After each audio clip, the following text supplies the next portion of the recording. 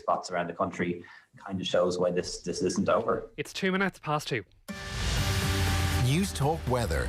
Thanks to Ryanair.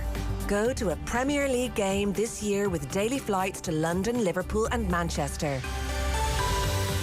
Mainly dry today with a mix of cloud and sunny spells. Highest temperatures 15 to 18 degrees. And now you're up to date on News Talk.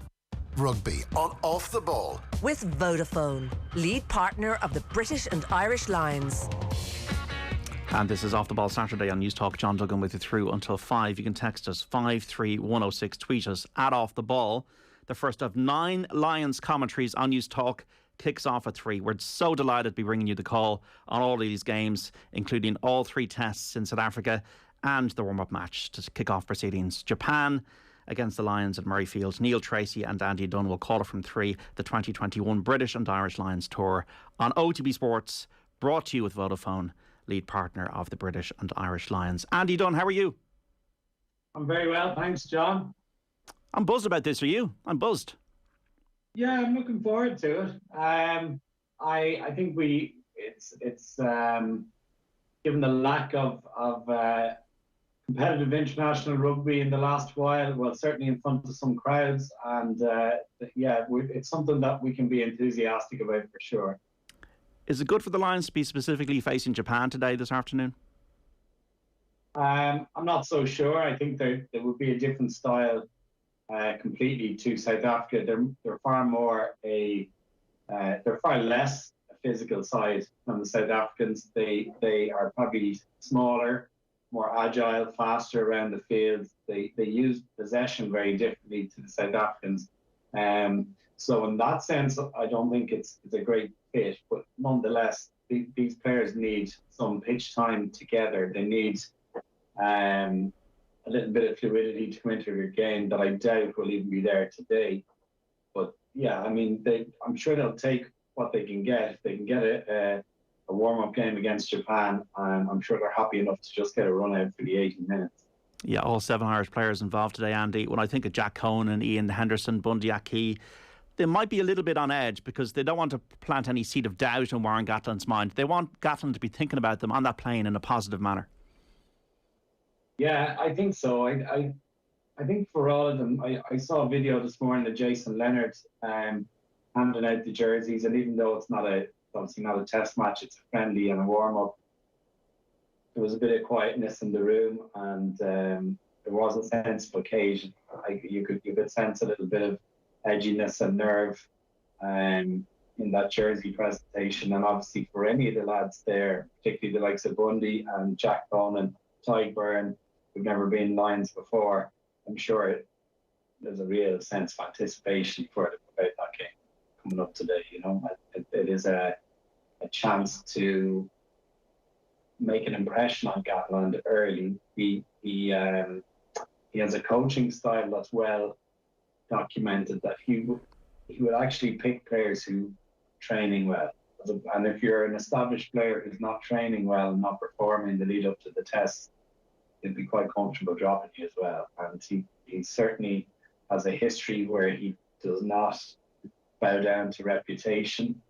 And I think that's really refreshing and very, very welcome when you've got a setup like the Lions. He doesn't necessarily, I mean, we heard Gareth Southgate come out and talk about Harry Kane as guaranteed his place regardless. I don't think that's the type of thing Gatland has ever said in his entire career. So the likes of Bundy and Jack Cohen and the new Irish Lions today, it's a definite opportunity for. It sounds like you're a fan of Gatland and Warren Ball and his style. I've always been a fan of Gatland. I know he's probably not the most popular man in Irish rugby circles. I started playing over in England in 2003, and at that stage he was in charge of Wasps, having left the Irish setup. And I always remember playing Wasps early, and I think it was the first ever game I played in the Premiership was Harlequins against Wasps in 2003. And we did a job on Wasps, and I always remember come the following April, we got absolutely battered by Wasps, and they were like a different team in physically, a different team in terms of mentality. And I actually remember Johnny O'Connor, the ex-Connacht flanker, was Gatland used to employ him to be his driver. If Gatland wanted to go out for a few beers on a Saturday night after a Premiership game, he would give Johnny O'Connor the keys, and Johnny would drive him around London in various places. And I ended up in a kind of a late bar in Fulham chatting to Gatland and Johnny O'Connor the night after that match. And Gatland was very much, he was very transparent, and he said, "Look, you guys shot the lights out back in August against us, but when it came down to the business end of the season, Gatland had his teams prepared so well in terms of it was very fancy wording, but they called it periodization back then. He was prepared to have a couple of poor games in the Premier season in order to have his players peak later on at the business end of the season, and that was quite new in a domestic league in Ireland or England, that thinking. So yeah, he's when he went on and won a couple of Premierships and European Cups, he's at that stage. Then he went on to Wales. He's 3 Grand Slams. He did a little hiatus somewhere in the middle there, I think, where he went down and won an NPC in New Zealand. He's had multiple Lions tours. I think he's got a very refreshing approach. He doesn't mince his words. He doesn't overly defend his own actions, and he marches to the beat of his own drum. And I have to say, I've always found him a really interesting character, and he's obviously hugely successful. When you think of the Lions, Andy, is there a game that stands out as this is the pinnacle of what this is all about for you? Do you mean historically, yes. John? Yeah. Well, there are probably seminal moments all throughout the Lions' history, but in terms of a personal favourite, I remember the '97 Lions tour very fondly in South Africa. It was probably one of the first Lions tours that, certainly I think it was the first Lions tour since it was 93, I think, in New Zealand, 97 in South Africa. So it was the first time in a long time that they were down in South Africa. And it was obviously rugby gone professional back in 95, so there was a bit of a kick to it. South Africa had won the World Cup. There are similarities in this series. But then there was the new access that you got. I mean, you got TV access, interviews, behind the scenes. You never saw this type of thing before, and I was an impressionable 17-year-old, and I found it really exciting. I have to say, I remember going out on various rugby pitches and trying to emulate Neil Jenkins' kicking style. He had kind of a different kicking style. I'd identified just from observation, just from looking at him. He's one of the first kickers I'd seen who didn't kick the ball with the instep anymore. He's kicking it with the laces. And that was under the early tutelage of Dave Allred. And Jenkins was hugely successful on that tour in terms of his pace kicking. But they obviously went and won it 2-1. It was hugely exciting. There were some great moments. We remember there were 4 Irish Lions selected in the first Test match pack. We had those moments where Scott Gibbs ran over Oz Durand famously, and there was the Guscott drop goal. But yeah, I just remember that one fondly as a personal favourite, yeah. Well, one man who was there is Keith Wood. Keith, how are you? I'm good, John. How are you doing? Hi, Andy. Hey, Woody. How are you? Great, thank you. So Andy's an impressionable 17-year-old, picking up tips from Neil Jenkins. Keith, you were there. You were in the coalface in that South Africa test that you won 2-1. Just about the Lions itself, Keith, as a concept, does it live up to the folklore, the history? You were there. You wore the T-shirt. You wore the red jersey. Yeah, it's funny. Partly because it gets, and we're doing it now, but it gets overly talked up at different times. But it's at a perfect time of the year for rugby when there isn't any other rugby on really, apart from today. But for the next couple of months, there's no rugby on, and it takes over everybody. Also because it's only every 4 years. But it's the pinnacle in terms of performance that you can go at, that you're playing with the best players that are on these islands. So for that, it absolutely lights it up. The historical context to it is pretty fantastic as well. There are, Andy's talking about 97, but I grew up on the 94 Lions tour, and what that meant for the Lions to go undefeated down there on the whole tour. They drew the last tour match, the last test, so they won 3 tests. So and in my house, it was a part and parcel of kind of growing up. My dad had played in the Lions in 1959. He toured Australia and New Zealand in 59. So yeah, I think it did live up to it. I remember the first day walking into the team room, and I was 25. I was captain of Ireland, but I was a young fellow, and I had worked very hard to get there. And suddenly you walk into the room and you look around the other people in the room, and you've played against them, like Ian Evans and Martin Johnson, Delalio, and you know them, and you've played. You know, there still is an aura about these guys that probably doesn't exist anymore, because the European Cup, Heineken Cup, was only just starting, and around that time there wasn't a huge amount of matches.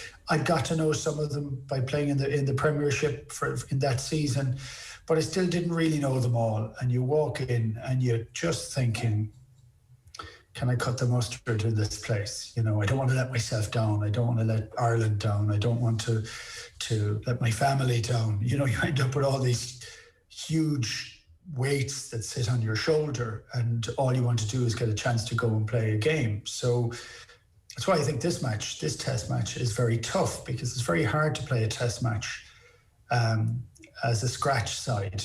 You normally have 3 or 4 weeks together before you do that, and you've played a few matches and you've seen combinations, and it makes this game an anomaly for a Lions tour. And I'm also a bit of an old traditionalist, and I think we're chipping away at the traditions over time, and I think we probably have to. It just doesn't take away from the fact it kind of upsets me a little, but playing at home is an unusual place for the Lions. It's the touring side.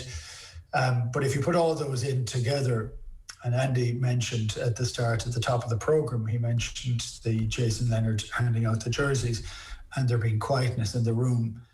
It is absolutely terrifying when you get your first jersey, even if it isn't for a test, because you now know you have to fill it.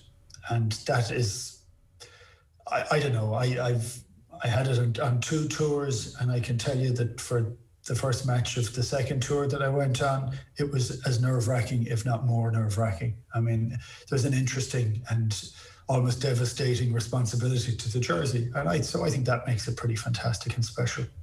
So is it Ian McGeechan or Graham Henry who just hands it out to you in the dressing room? Is there a ceremony around it, Keith? There is a ceremony at times, not always. Maybe not before the first tour match, but I can tell you that I think it was Frank Cotton handed them out in 97. In 2001, we had Willie John McBride handed out the jerseys, and I remember having a conversation with him beforehand, and I know Willie pretty well, and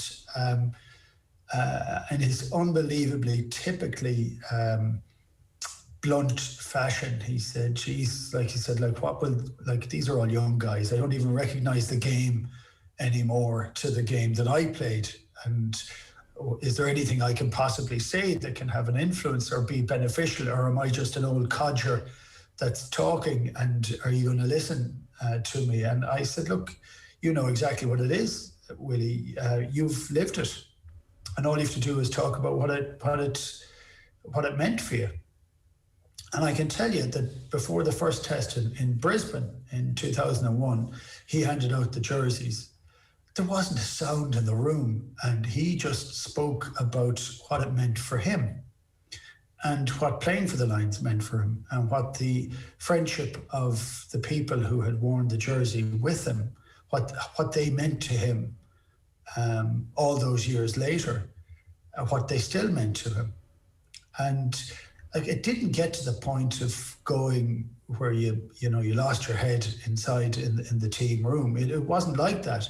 This was a quiet reflection, but had real emotion in it. But it was a high level of control in the emotion. I have to put that down as one of the highlights of my career, was sitting in that room. And the test afterwards was fantastic. But actually, that was a moment in time that was pretty extraordinary. That's a very powerful description, Keith. Is it the case then that you don't want to swap that jersey after the game. Do you swap the jerseys? I want to hold on to this then. Do you know what? I have my jerseys. I'm sure I swapped. And at that stage, I think we had a second jersey at half time in some of them. I'm not even sure if we did that. Definitely not in 97. I didn't swap them in 97. I swapped some of the tour matches, but not the test matches, I don't think. And you want to give them to clubs and places that are at schools, and you give your different international jerseys to the places who've had an influence on you over time. The idea that I would always say, and you'd say it to any kid who's going to play, you say it to people in business even, it's kind of using some of the sporting vernacular, but that you fill the jersey, that the jersey has people have done things in it before and have been able to win before. You want to be able to have your imprint on it over that period of time. I think it's an interesting way of doing it because it's a rare event. Every 4 years, you could have an injury in a 4-year cycle and never play for the Lions. So there's really good players that haven't gone and have been unfortunate that it hasn't worked out for them in that fashion. And you have to kind of grasp it then when you get the chance. And again, that's why I think the first match of the tour is especially if a truncated tour like this Lions tour, you get a chance, you get your opportunity, you have to deliver on that chance. And you can't get picked in the test team by playing well on the first week of the tour, but you can knock yourself back a little out of the reckoning.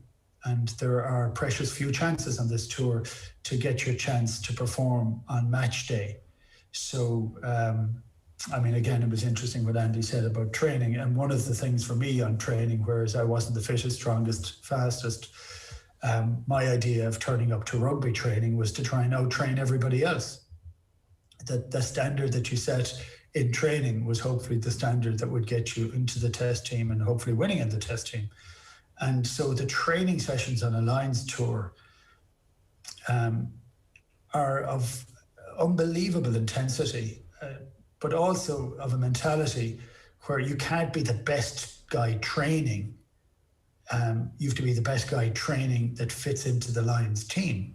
That's what it has to work. So it can't be selfish. It has to be very team oriented, and you still have to be able to do your job at the top of your ability within the team context. And now that's the case for most teams, but for me, for the Lions, you have so few opportunities to put your hand up that takes on a higher level of relevance. It's almost like a bit of a Thursday golf in a major. You can't win it, but you can lose it. Andy, what Keith is saying there is important in that it's all about what Gatland wants here, how he sizes up the South Africans for the 3 tests ultimately, and what type of game he wants to play. Yeah, well, firstly, it's a while since Woody gave me hairs in the back of my neck, but he managed to do it there. So, but hearing the likes of Woody saying he walked into a room back in 97 and wasn't sure if he could cut the mustard. I suppose a lot of us walk into most rooms and we're not sure if we can cut the mustard. So I can only imagine with the egos and the quality and the talent that you see around you in those moments. It's he gave us a really good insight into the pressure, I think, and how special that environment is. But to answer your question, John, I think I would go back. I did an interview for my own rugby club about 3 months ago with Ian McGeechan. He kindly agreed to do an interview just to keep club members involved in obviously a season where there's been no club games. And one of the things I found fascinating that McGeechan spoke about was exactly finding those ingredients and what ingredients work best in order to, I suppose, have an optimal showing in such a short space of time. And when he talked about the 97 tour, he talked about his selections being very different to what was expected. And obviously Woody was on that team and starting, but when he made choices like Paul Wallace at tight head, that probably wasn't expected at the start of the tour. There wasn't an expectation that Jeremy Davidson might start in the second row ahead of the 2 English second rows that were very well established at the time, and there probably wasn't a sense that Eric Miller would start or was selected to start at flanker. And he explained the reasoning that he felt Davidson could get up in the air in terms of securing line-out ball, but he was lighter than a lot of the English second rows who were the favoured starters. But he made that selection. He had to counterbalance Jeremy Davidson's lightness with Paul Wallace's ability to scrummage at a lower height than the South Africans, and then you had the likes of Miller's all-round handling ability, skills, work rate, fitness. He was a supreme kind of athlete and rugby player. But effectively, he was saying to the group back in '97, we're not going to go and match South African physicality. We're going to outthink them and outsmart them and play in a different way.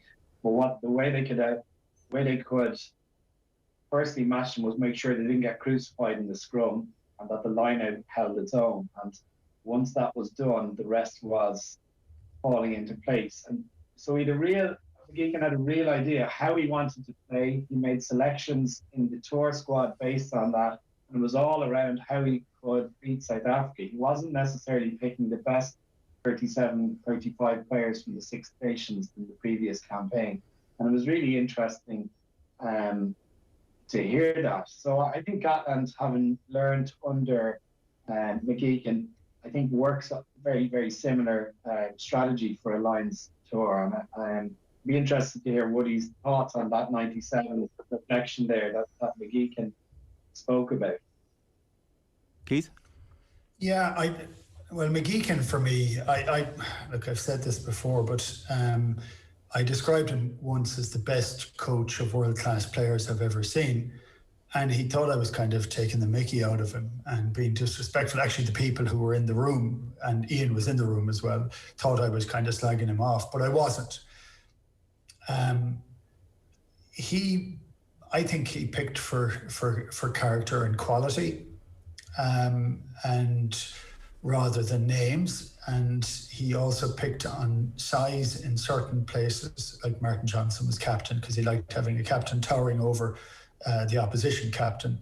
And one thing that Martin Johnson does better than anybody else is glower over them, and he did that.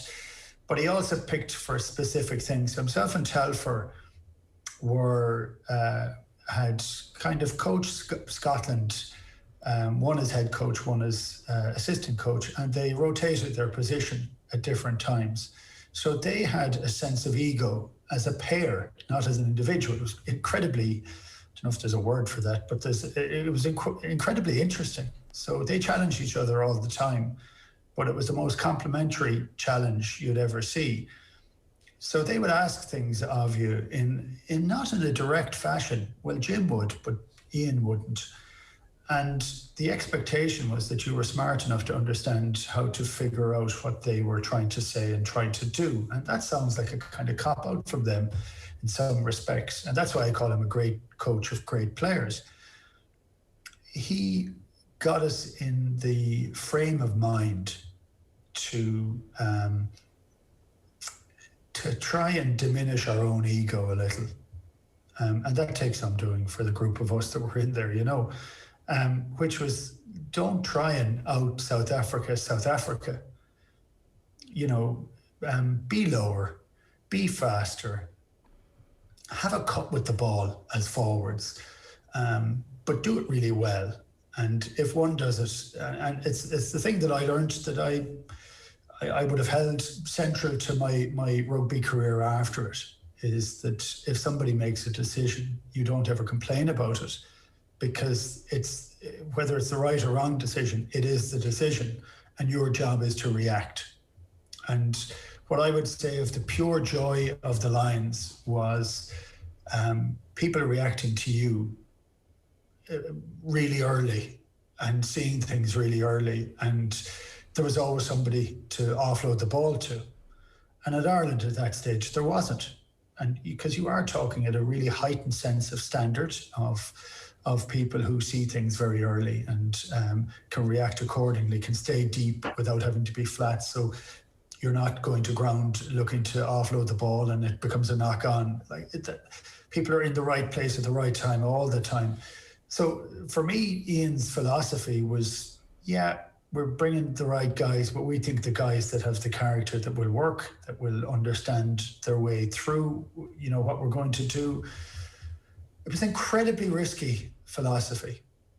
And to have the courage of your convictions to make that happen, which Telfer and McGeechan had, was pretty amazing. Because after the first hit in the scrum, when we got shunted back 5 metres, they had to be thinking, oh my God, we've got this entirely wrong. Because if they scrummage at that height, they're going to be eaten alive. And it took 30 minutes of the first test for us to have an ounce of comfort.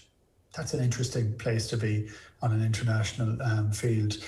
And 20 minutes into the second half, when you said, actually, we have them, they're tiring. What we've done has worked. And it leads to interesting elements. The second test in 97, the South Africans said, we're bigger, stronger, and we were bigger and stronger in the first test too.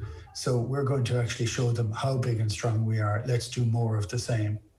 And that played into our hands, plus the fact that they didn't have an established kicker, played into our hands entirely. And we were able to hang on to the very end. The knock-on for this Lions tour is I still think Gatland has picked a fairly hefty team in as much as he could, and he's gone for heft at over some of the other players. I think it's a really good squad, but my God, does that team have to play smart and not just deal with size, because the South African are bigger.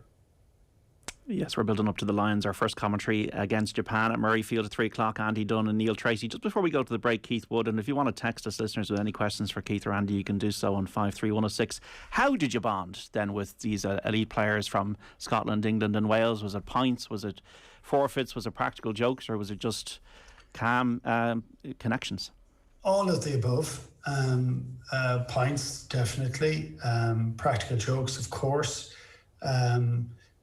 But I would have said the main binding of the test team came about because of some of the training sessions that we put in that were the hardest I had ever done at that stage, and maybe even since.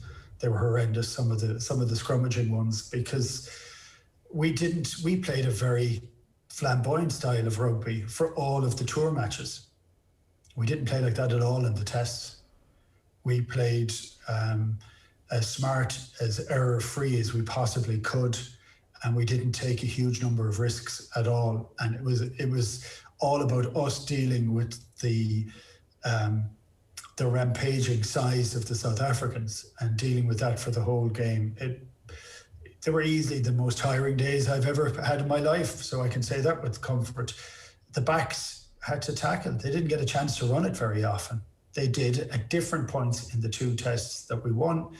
They did attack when there was a gap and when we had worn down their pack. And but like Jerry Gus got tackled for the whole second test, and his only real big input into that game was doing something he never did, which was being calm under unbelievable pressure and hitting the sweetest drop goal that's ever been hit for a guy who didn't do those sort of things. So I think our bonding came through the huge amount of hard work that it was there, but also the reality that we were in it as a squad, not just as a test team. And after that first test, which is pretty important, I think, Scott Gibbs said at the back of the bus, we need to turn up for training. That was a nighttime game, an evening game. We didn't get into quite late, I'd say 9 or 10 o'clock maybe, into the hotel. But we were on the training field at 9 o'clock the following morning, having played 80 minutes of the hardest test of our lives, because we wanted to be there for the rest of the touring squad who were playing on the Wednesday. That, I tell you, that bonds a team. And the fun put on hold until the job was done?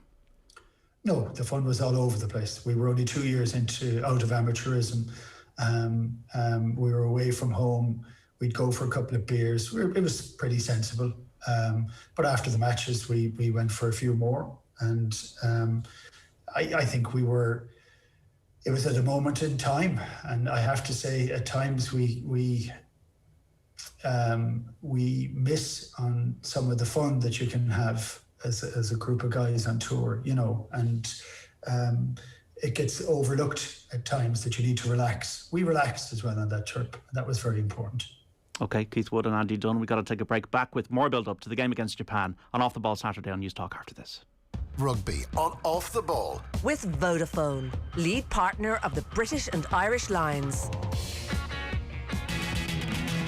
This Sunday morning on Alive and Kicking, comedian Jason Byrne on why he's urging you to mind your loaf, and I hear about the recommendations made at a recent global conference on the importance of spirituality in healthcare. Alive and Kicking with Claire McKenna. This Sunday morning at 9. On News Talk. You want an exciting, dynamic career, but you also want a qualification. With the Insurance Practitioner Apprenticeship, you can have both. Ireland's first degree-level apprenticeship, it offers full-time paid employment while studying online for an honours degree. And if you're an insurance employer, you benefit too, by taking on a highly motivated employee who's continually improving their skill set. The Insurance Practitioner Apprenticeship. Earn, learn, experience. Find out more at earnandlearn.ie. Introducing the Body Suite exclusively at Laser and Skin Clinic. Get your body in shape with Cool Sculpt, M-Sculpt, Exilis and M-Tone. Stubborn fat, muscle tone, loose skin or cellulite, we have you covered. Book your free consultation today at our Laser and Skin Clinics in Dublin, Mullingar and Athlone. Visit laserandskin.ie. Love your body. Sean, what's that thing going round the garden? That is our new Husqvarna Automower. Automower? Yeah, it's a robotic lawnmower from Husqvarna. Cuts the grass automatically, has GPS tracking and an app. Even works in the rain. I just thought, why spend time cutting grass when I could spend it with the family? Great! You can put the dinner on, so... No can do, love. Have to paint the man cave. Husqvarna Automower. Never mow again. Learn more at husqvarna.ie. At Centra, we have everything you need for summer with great offers. Like Centra Fresh Hours Sirloin Steak 500 gram, only €5. Ballygown Still and Sparkling Water 6 bottle pack 500ml, half price at €1.50 each. And until Sunday, Bulmer's Original and Light 20 bottle box, only €19 each. Centra. Live every day. Enjoy alcohol sensibly. Auctioneers, estate agents, letting agents and property management agents operating in the Republic of Ireland must hold a PSRA licence. An auctioneer may auction land, fine arts, antiques or animals at a mart. When engaging an agent, don't assume your agent is licensed. Check the PSRA register of licensed agents at psr.ie. Unlicensed agents are breaking the law. Report unlicensed operators to info@psr.ie. Remember, no PSRA licence, no consumer protection. I'm not the kind of person who wants to sit in a metal box. I don't want to slowly die in traffic. I want to ride a motorbike. And I want to keep riding a motorbike. I don't want to suddenly die in traffic. I'm not the kind of person who wants to lie in a wooden box. Biking is a joy. Don't let it kill you. A third of bikers who have died on our roads were speeding. So ease off the throttle and keep within the speed limit. From the Road Safety Authority. There are places where no planes will ever land, lands that no trains will ever crisscross, where instead you travel from left to right across white plains. This summer, discover a world without travel restrictions. Escape into a great Irish book. Take the van to Barrytown, journey to Brooklyn via the Star of the Sea, or board the night boat to Tangier. Find your summer read now at onpust.com/readers wanted. On Pust, proud sponsor of the Irish Book Awards. What's most impressive about the all-new, totally redesigned Dacia Sandero? Is it its generous boot space or stylish LED headlights? Its smart media connectivity or comfort designed with you in mind? We think it's all of these things, and still shockingly affordable from €39 a week on the road. The all-new Dacia Sandero, the most affordable new car in Ireland, giving you more for less. Find out more at dacia.ie today. Offer is made under a hire purchase agreement. Deposit required. Payments drawn monthly. Subject to lending criteria. Terms and conditions apply. See dacia.ie. Are you looking to improve your fitness and well-being? Then Harvey Norman are here to help. Boost your mind, body and health with Fitbit Luxe, the fashion-forward fitness and wellness wristband that tracks the essentials. Stay in control not only of your physical fitness, but also your mental health, heart health and more, so you can be at your best to start every day strong. The new Fitbit Luxe, available at Harvey Norman for just $149 and includes 6 months premium membership. T's and C's apply. Harvey Norman, your technology specialists. At Betfair, we know how it feels when you're in the moment, in the heat of the match, and you decide to hit cash out. Only to find cash out is suspended and you're frozen out of your bet. That's why when you bet fair this Euros, you can cash out when you want, with no suspensions on match odds. We won't freeze you out of your bet, because we're Betfair. Applies to sportsbook match odds markets on Euro Elite Football. Excludes free bets, exchange bets, bet builder, odds on that and bet settlement window. T's and C's apply. 18+. See gamblingcare.ie. Please gamble responsibly. Rugby on Off the Ball. With Vodafone, lead partner of the British and Irish Lions. And you're welcome back to Off the Ball Saturday here on News Talk. John Duggan with you through until 5. We're continuing our build-up to the first of 9 Lions commentaries on News Talk over the next 6 weeks, including all 3 tests in South Africa. We're so excited to be showcasing this coverage. Neil Tracy and Andy Dunne will provide the call on the game with Japan, which kicks off at Murrayfield at 3. The 2021 British and Irish Lions Tour on OTB Sports is brought to you with Vodafone, lead partner of the British and Irish Lions. Andy Dunne and Keith Wood are with us. And Andy, do you think Warren Gatland sees Robbie Henshaw and Bundy Aki potentially as a unit? Is that what Aki is here for and starting today, or is it more that he's a Tuilagi like for like? No, I think he could. I think he will. Undoubtedly, he'll look at them as a combination. An opportunity straight away to see them this afternoon. They've worked very well together for Ireland, so you're taking advantage from their familiarity and the running lines, the defensive organisation that's required, and obviously in a very short period of time, understanding defensive patterns and what man either side you does is vital. So I think you'll definitely look at the option of them being a pair as opposed to 2 individuals, and certainly, as you mentioned, Bundy being a like-for-like replacement for an injured Tuilagi. They are similar. But yeah, I think a lot of that will come down to who his choice at 10 is also. He's gone for bigger here. There's Farrell as an option, and if he wants potentially Farrell to play as 12. I don't think he'd ever look at bigger as a 12. And then it's the outlier of Finn Russell, and that you never know with a Lions tour. If they're going to play an unpredictable, non-orthodox game where they use the ball and they move it around a lot, there's an argument to say Finn Russell could be a dark horse for a test match start. But again, that's a different position in terms of his overall centre partnership. Yeah, I think he will look at Bundy and Henshaw as just to see how smooth their coordination is today. It does give scope for a bit of strength or early momentum in selection if you've got a few combinations that work well. Obviously, there's a lot of other talented centres on the tour, but I think that's why he went with. Keith, he's called Robbie Henshaw, Gatland, world-class in the build-up to this game against Japan. Would a player notice those kind of comments ahead of a match? Does it impact them at all, do you think?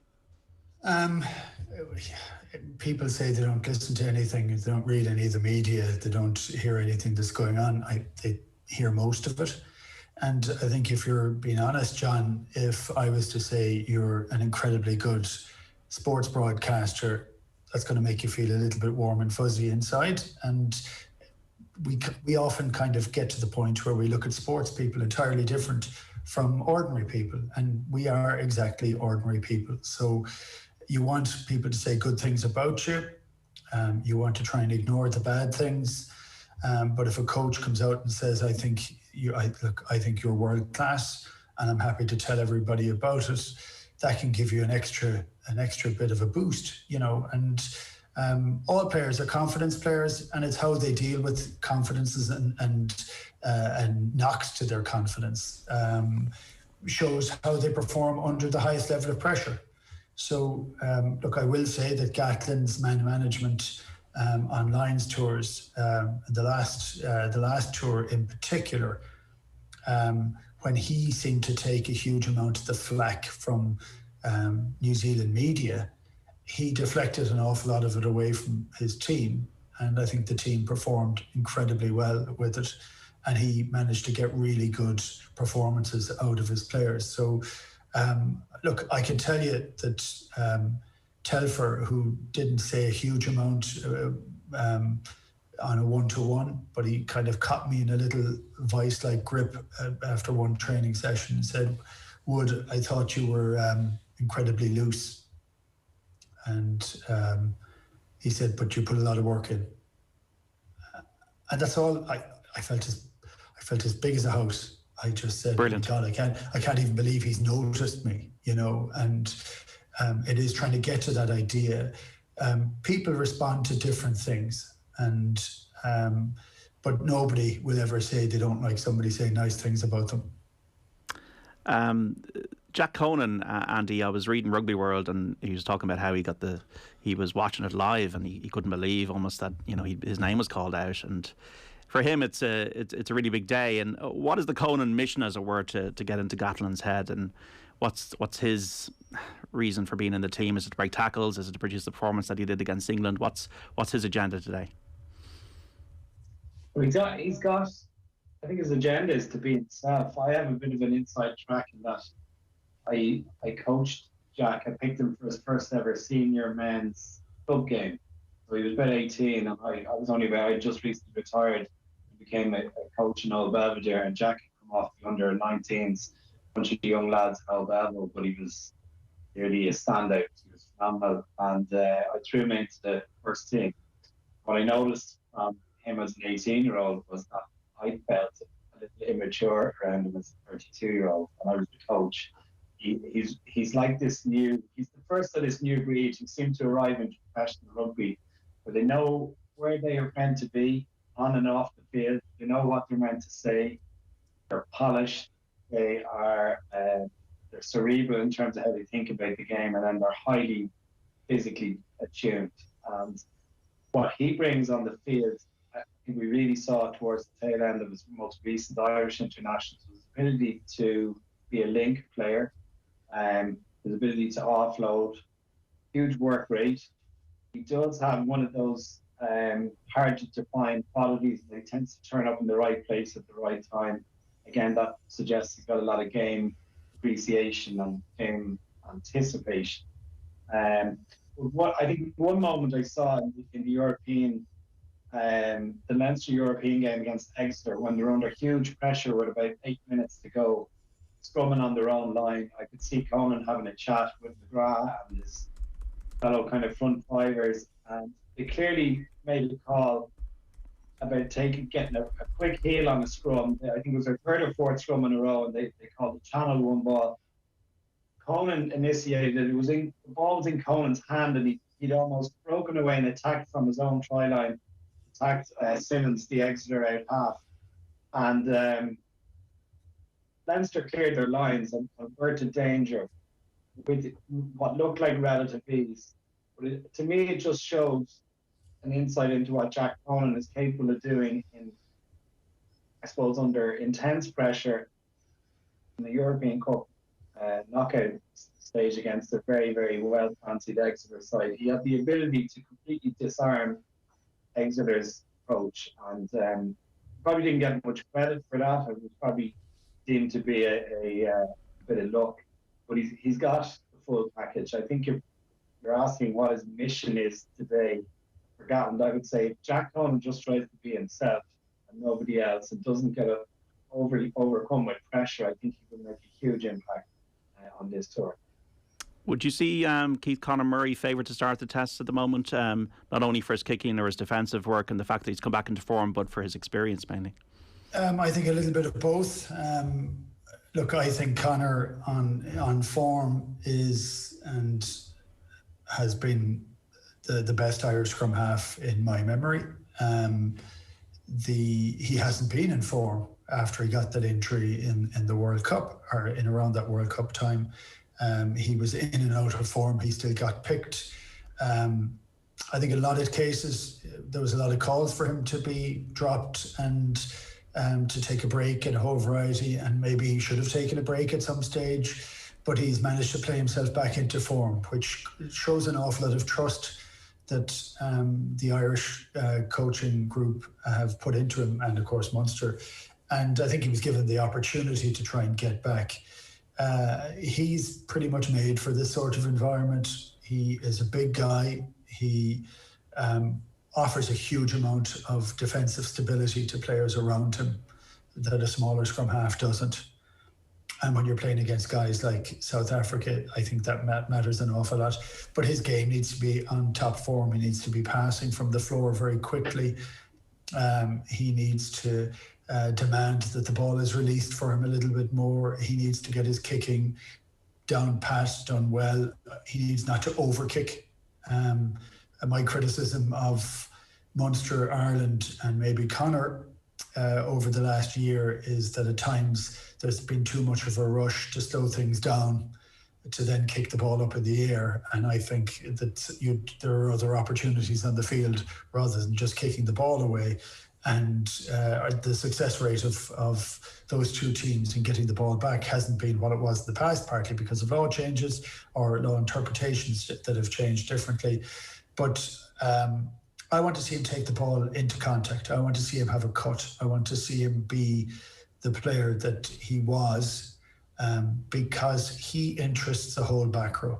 And if he takes the ball and has a little sniping run from time to time, if he does that twice or three times a half, the back row have to wait.